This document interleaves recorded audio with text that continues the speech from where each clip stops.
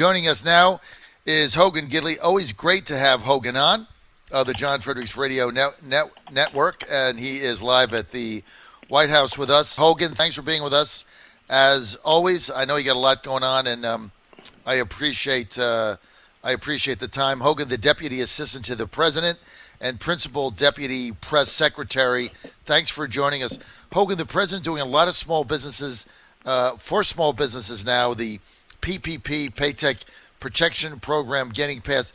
Give us an update on some of the things that you guys are working on now.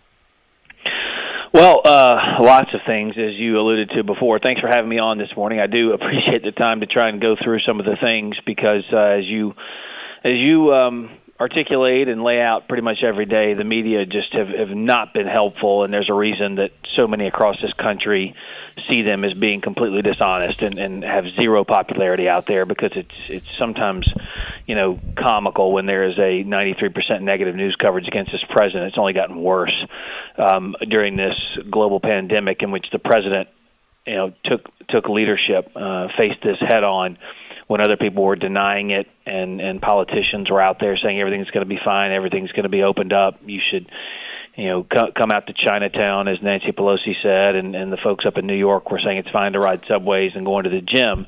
This president was working to protect the American people, and of course mentioned it even in the State of the Union address, which, as we all know, Nancy Pelosi tore to shreds. So past all of that, what we are looking at now is ramping up vaccine production. There's some stories that have come out about a project via some of the interagencies and also with the private sector partnerships to try and produce a vaccine in record time. And, some of the media got a little crazy with this yesterday, but it's just so interesting because the president moves at a pace that Washington, D.C. is not used to.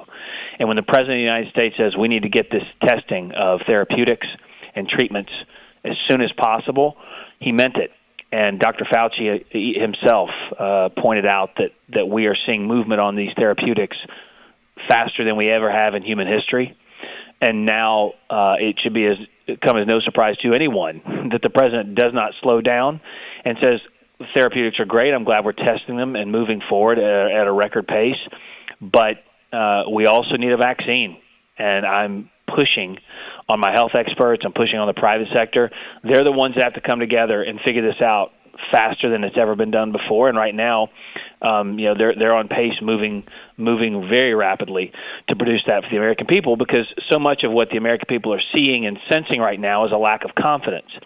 As people start to begin to reopen and look at some of the plans, the president is instilling confidence in that process by issuing guidelines to the states, allowing the states to take a look at what they have specifically as it relates to cases, testing, all of the benchmarks required to reopen. They're looking at that internally, thanks to this president's leadership, who worked with the states. And I'll end with this. One thing I think that was really important was when the president began to look with his health experts, medical experts, and economic experts about how we begin to open up this country, we issued kind of the guidelines to the states, not on May 1st, but in the middle of April, so that the conversation could get started, so that states could begin to ramp up. They could begin to point out and discover deficiencies in their own states, work with us to how we get things ramped up and how we get things up and running, so that when the date comes in those individual states to be open, they're not caught flat-footed. And if we'd have done it on May 1st,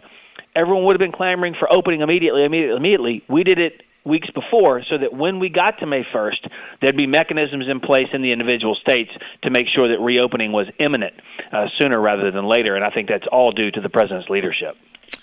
We've gone from not enough beds, not enough ventilators, flatten the curve, percentage of deaths. Now we're into testing. Everybody's got to get a test now. So that's the goalpost is moved now. For the life of me, Hogan, I don't get the testing thing. Just help me understand it. I'm in Atlanta today because I came here to Georgia to celebrate the courage of Governor Brian Kemp in opening up the state for businesses, being the first one. And a lot of people here are talking about testing. But I'm in Atlanta, so I can get a test today, and the test says I'm negative. Then I can go down, drive downtown, stop at the BP station, put gas in the car, not have a glove on, get the virus from the handle, and not have any idea. But I just got tested an hour ago. Do we have to get tested like every 2 hours in perpetuity? I don't see how this has anything to do with our situation. It doesn't, and I think that's the best part of what you just said. There are different kinds of tests. Some of the tests include diagnostic tests, whether you have it or not. Some of them are antibody tests, meaning you had it and there are antibodies built up in your system. That's what makes this so interesting in that, and quite frankly, one of the things that we've been trying to explain on many levels, not just to the American people, but to some of these governors who don't understand the own capabilities they have in their states. And look, this is unforeseen. It's unprecedented, so it wouldn't be necessarily information that's readily available.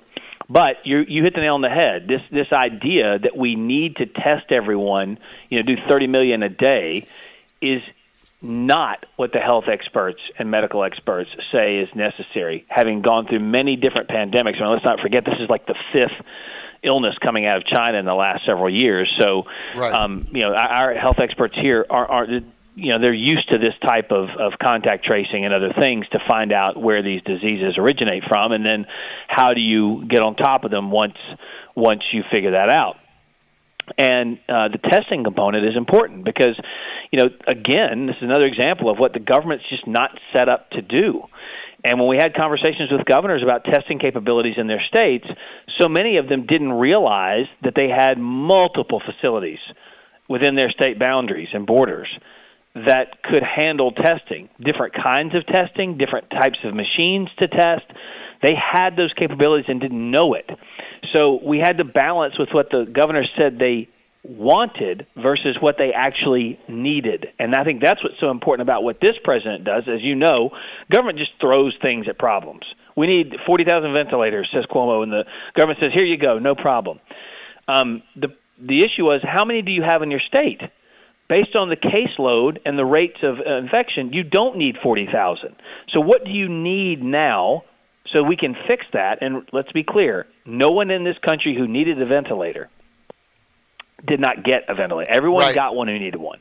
And that's a very important point. So we knew exactly what we were doing. The same thing applies to testing.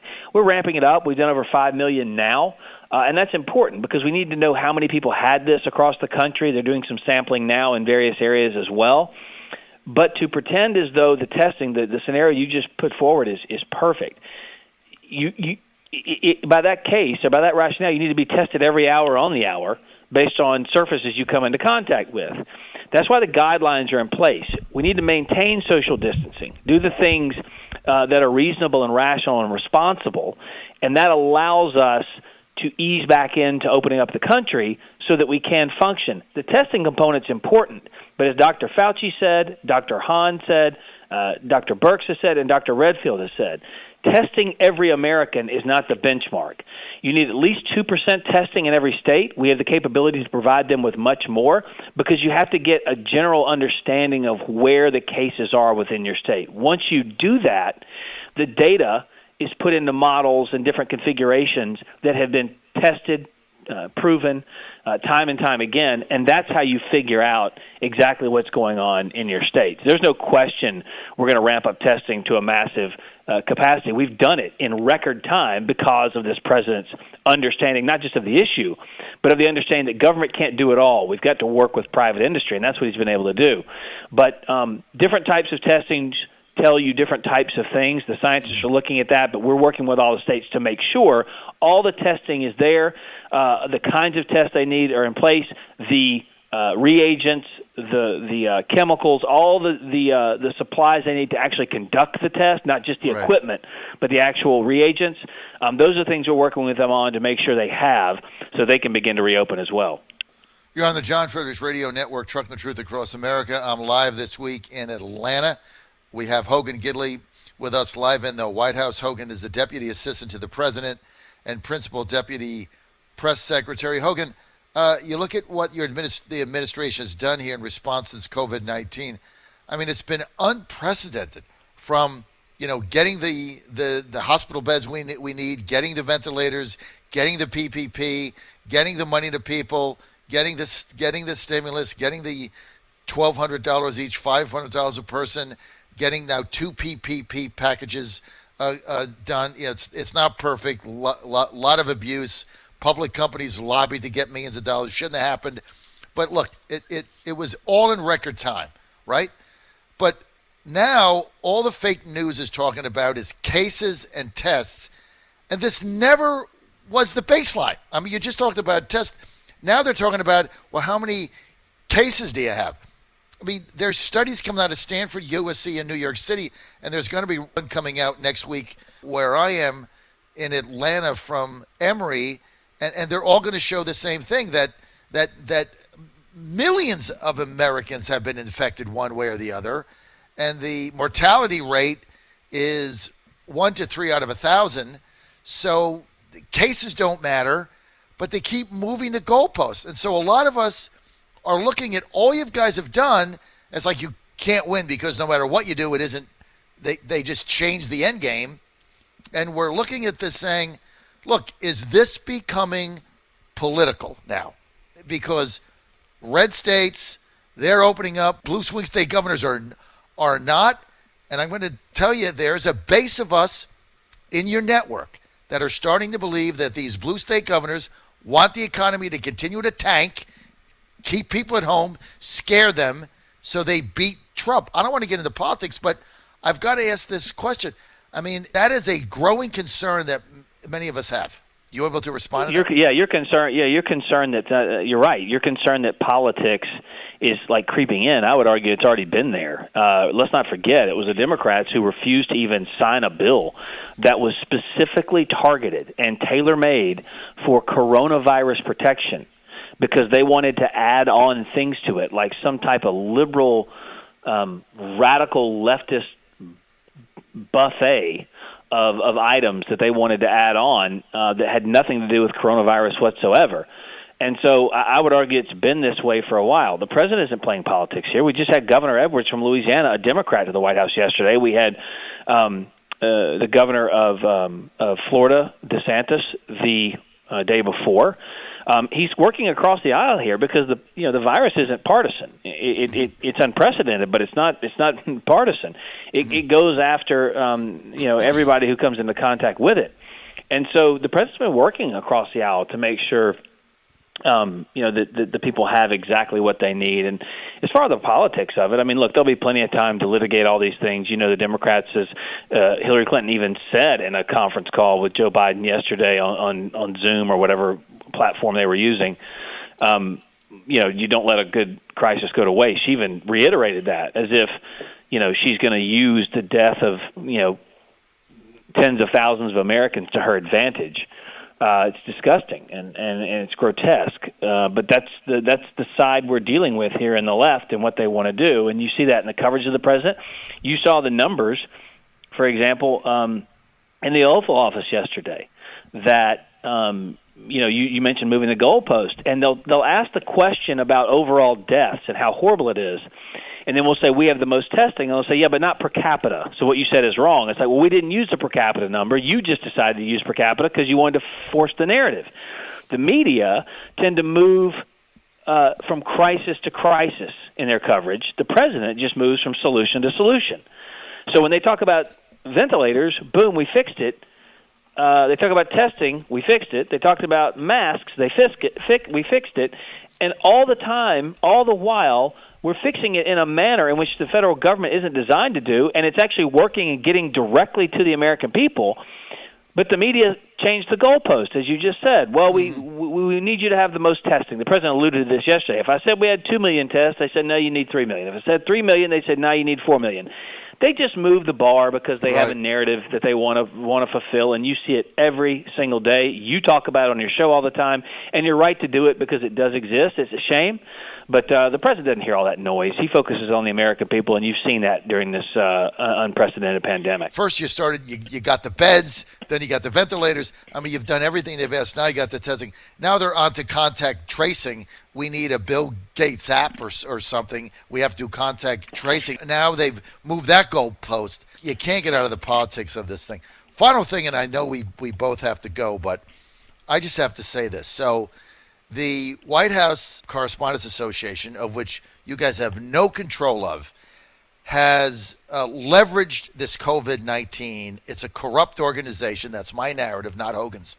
corrupt organization to keep out all of the hard pass holders like me from getting there because of the COVID-19, because we don't have an assigned seat. So they've locked us out, and they control who goes in. And so, therefore, you get a complete fake news narrative every time you do a press conference. There's nobody honest there. You can't do anything about it because that's the way it's set up. But I just want to – I've been complaining about this for some time. I don't think it's right. You've got other media that should be allowed to go in there and ask a legitimate question, not these stupid gotcha questions. And the White House Correspondents Association has taken complete control of who gets in there. They've taken away from White House communications altogether, and I don't think it's right. Well, look, if you want to have a conversation about what's right and wrong with journalism, I'm happy to do that at any point in time, and I think your listeners would get a kick out of it. But look, I was a journalist back in the day. I know you were. That's why I'm asking it. Yeah, decades ago, and I mean, just the profession has fallen by the wayside, as you know.